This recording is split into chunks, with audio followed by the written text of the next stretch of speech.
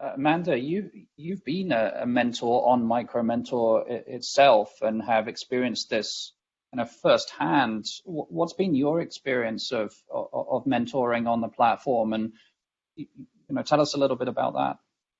Sure. I actually have been on the platform since 2016, so I've got quite a bit of experience, and it takes time, But for me, to get to your other question, and thank you for having me here today, the piece about mentoring for me was a realization in my life. I have a background, just like Anita was mentioning Xerox. I have a background working for different advertising agencies representing very large brands like Nike, Visa, Adobe. And, my day-to-day and helping them is very different than what I get to do with MicroMentor. And I actually was searching for that. But through that experience, what I learned about myself now at 41 years old is how old I am. But I learned the value of time and where I'm going to gift my time, and how much of the reciprocal nature of that equilibrium that Anita was referencing, when you're exchanging energy and time with people, that it really matters. Because I was giving so much of my time, as you can imagine, working for these agencies, and I was not receiving the kind of energy back. And when I started my own company in 2016, I was really looking to help people that look like me. And with MicroMentor, it has allowed me to have a diversity of people around the world. I wasn't just limited to those that are accessible to me here in Portland, Oregon, and within my own industry. MicroMentor gave me a vastness that I couldn't do on my own. And so when I went searching for a mentorship part of my company, to add as a component, MicroMentor presented itself to me. And really, it was just by searching for those components. I need something that's accessible, something that I could plug in and plug out, something that's definitely technology driven, because, I wanted that to be a platform for me to be able to have an equitable way of mentoring people. And it offered me that. And then lastly, being able to select who I wanted to mentor. When you have so many to choose from, that's what you can do on the platform. The things that I was trying to do is, there are so many women entrepreneurs receiving, especially women of color entrepreneurs, that are receiving very little funds when it comes to capital investment. So for me, having that avenue to use my skills, share my energy, share my time to make a difference, I don't think I could have done it on the scale that I have been able to do it the last few years without MicroMentor. Yeah. So something both of you said in a very similar, in different ways, but a very similar theme, is this idea of purpose, and how, searching for doing this allows you to have an impact externally. Yeah. Amanda, it's complex, isn't it? Because there's so many different roles, as we're sort of discussing here, as to how a mentor can be valuable to someone else. How do you kind of figure out, how to navigate this, and which particular type of mentoring to apply or to lead with when you're having these kind of conversations? How do you figure that out?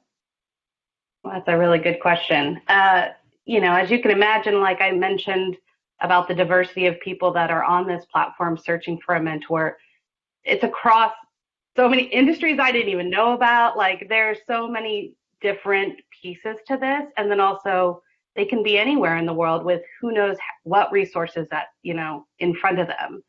So every time someone reaches out to me, I really don't know what is going to happen. But to me, that energizes me. I'm a problem solver, and I'm a listener, and I like stepping into a situation and listening and then adapting to what is needed. That was my job for so many years, listening to brands like they have a new product coming out or whatever problem marketing they're trying to solve. But this, I get to apply it to people wanting to go out and do something in the world and follow their dreams and take risks and all of these things we want as people. We want everybody to be empowered to go out and make a difference. So yes, it's partly giving back, but to me, I'm receiving so much from this circle. because I learned, it took a little bit, I'll be honest with you, it took a little bit for me to figure out what is mentoring for me and what skills do I have to offer. And the part that just getting into it, because it's pretty easy to get started with MicroMentor, just meeting a few people. It's like most people say about a lot of things in life, just doing it is how you sort of navigate and figure it out. So the fact that it is not one way to mentor for different people because they all need different things, I just knew at the heart of everything, it was just listening, thinking about what things that I had to offer with my own lived experiences. Everybody brings something different to the table, and then applying that where needed and to who needs it. And so that forms itself over time.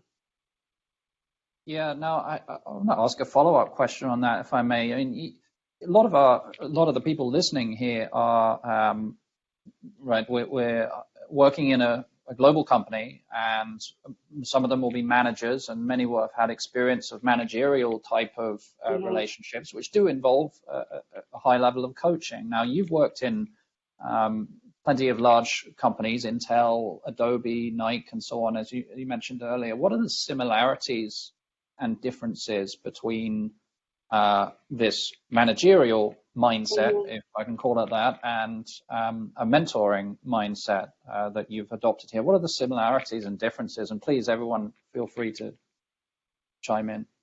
Sure.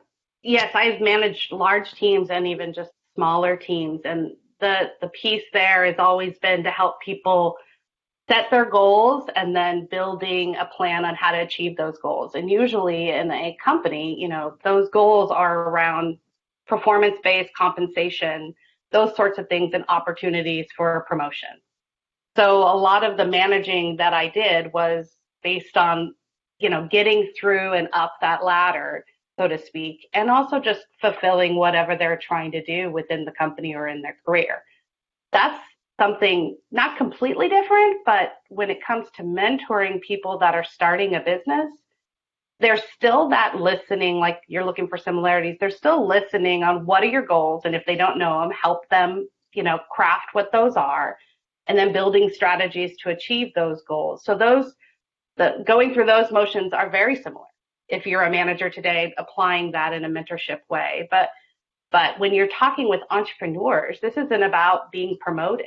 This is about putting what good service that they themselves can create and bring to the world. And there's something I'm a mother of two. There's something very mothering about it for me personally, about bringing something that didn't exist yesterday to today, and how that changes the world, how now that that's available, how maybe someone else thinks of something else to add on top of it, or they collaborate together. There's a whole thing of seeds that are getting planted, and it grows into something that is way more than whether someone got promoted. So to me, the skills are transferable, which was a beautiful thing for me to discover. I didn't know until I did it. But also to see, even like I said, I started in 2016. I'm seeing what has happened since then with the people I've spoken to and who have met with them and how their businesses have grown. To me, it is ever changing, and the fact that it only takes. I will be honest with you about my time. Being a mother, being a small business owner myself, what has surprised me the most is the amount of time has been around 5 to 10 hours that I've really applied to different mentees. But the exponential growth that comes from just that time, and it's over a period of time, could be 3 to 6 months, but just a little bit of time goes a long way. Yeah.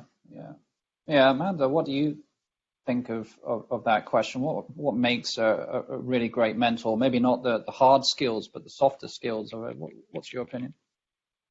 Yeah, I mean, it is more of the softer skills, and the fact that I will tell you that fear that Anita mentioned, just what Cera said, we both fear the mentee and the mentor relationship. The honesty is what's most important. I'm very clear with anyone that I'm mentoring, and even those that have mentored me, saying, I honestly don't know.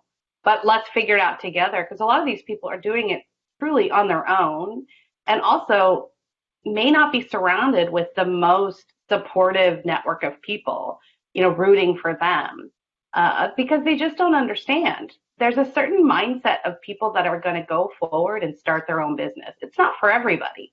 And so relating with people in your family network, even in your social circles, can be very challenging.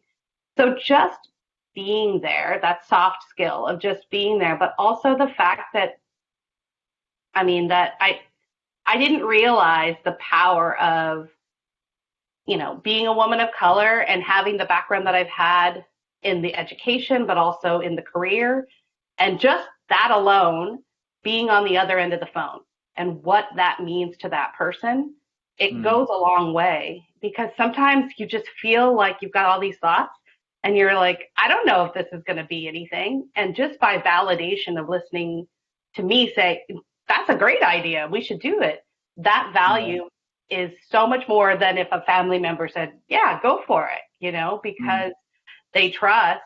And like Cera said, I have no stake in any of this. I really just want to see as many people getting out there and trying entrepreneurship as much as possible. That to me is really important for how we're going to see change in this world, because it's not going to come from just the people that are in place today. I'm all for tomorrow. So this is important. And so listening and just being there and using not just the experience, but the power that you have to that person simply by who you are. Amy, listeners today at TripAdvisor, we have a group of people who are kind of just starting out or we have a group of people right across their careers, including those who are just starting out in their professional lives. Besides signing up for MicroMentor, which you should all do, what advice would you give to somebody just starting out who's looking to have an impact in their career? Well, Amanda, how about you? What would your advice be? Well, I think that, coming from a place of having a career where you only get sometimes certain opportunities, there you have interests, but either, nope, that's someone else's role, or you'd have to transition and change your title and do all this stuff to try these other things just to see, is this for me? I think it's really important to find things outside of work where you can play with those different skill sets that you have that you might not have that opportunity within work, and diversifying where you're applying your talents and your energies also helps you in your professional growth, because it's not like you're not going into every situation, let's say, of negotiating a salary, just thinking about your path in this particular role and job. You're thinking much broader. And it gets back to what Anita said about growth mindset.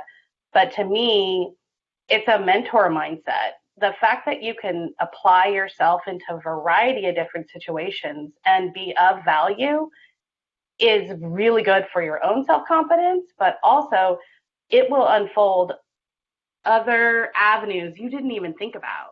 And so they're just waiting there to be discovered. You just got to apply the energy. And to me, that mentor mindset of how can I use my skills to help other people, and that civic duty and responsibility, I think I hope we all come to that point in our lives where we want to do that. And even early in your careers, you can do that, because it does all these other things I said. A career is not just one path. To me, there's all these different avenues that you can take that can fulfill you more wholly, I guess, than just one path. Yeah, that's fantastic. Thank you so much to all three of you for joining us today and for sharing these insights with us. Before we wrap up, Amanda, for you, most of our employees have never been a mentor before. I know we talked a little bit about what to expect and some advice, but is there any other advice you'd suggest? And if you did prepare, how did you prepare to go on the platform and mentor? How did I prepare? By just doing it. I know it sounds so simple, but it's obviously not, because not a lot of people do it. And the hardest part is getting started. So just like anything you're taking on new in your life, you're going to have a learning curve. But I'm of that mindset of if I'm not learning, something's wrong. So I invite everybody who wants to learn a new thing that they're not doing in their life, take on the adversity of what that's going to mean in your life, making time for it, carving it out, but making it about your everyday practice. It's what you do, and giving back to people and imparting your wisdom. It means a lot to people. And when you get started and you meet your first mentors, or you find those mentees that you really connect with, I mean, all I'm saying is that they're waiting for you. And that's it. You have to get started, and you will learn on your own path. It won't be like mine. You will learn about yourself in ways that I don't know if I could have figured out, maybe going to therapy or something, but like, you learn about yourself, what people are interested and want to know more about, and you find your way by simply doing. Well, thank you all so much. Unfortunately, we're out of time today, but before I go, I want to extend a huge thank you to Ben, again, for moderating today's conversation, and to all of our panelists from the MicroMentor community. We're excited that our employees now have the opportunity to become mentors on the MicroMentor platform, and hope this conversation will inspire many of you to do so.